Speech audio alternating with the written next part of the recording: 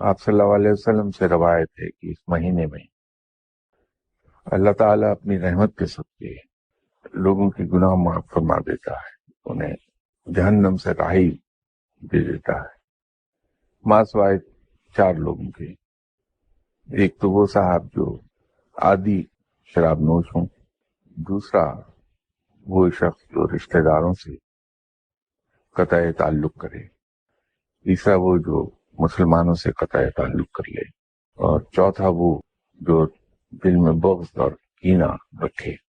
یاد رکھیے کہ جس شخص نے دل کو کینہ اور بغض سے پاک نہیں کیا وہ کبھی کسی مقام پر پہنچ نہیں پا۔ اور رب کی راہ پر اگر ہمیں چلنا ہے تو ہمیں اپنے دل کو آئینے کی طرح صاف رکھ، ورنہ اللہ کی راہ پر چلنا ممکن نہیں۔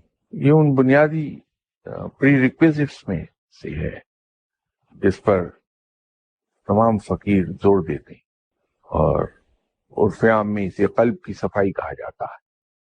ہمارے دل میں کسی کے خلاف کسی قسم کا کوئی کینہ، بغض اور انتقام کی سوچ نہ رہے یا بدلہ لینے کی سوچ نہ رہے۔ ایک چیز یاد رکھیے کہ فقیر کبھی مدعی نہیں بنتا، کمپلینٹ نہیں کرتا کسی چیز کی، وہ بلکہ ہم تو یوں کہتے ہیں فقر میں کہ فقیر پر گلا شکوہ اور شکایت حرام ہے، منع ہے۔ جس فقیر نے گلا شکوہ اور شکایت کی وہ رسوا ہو گیا۔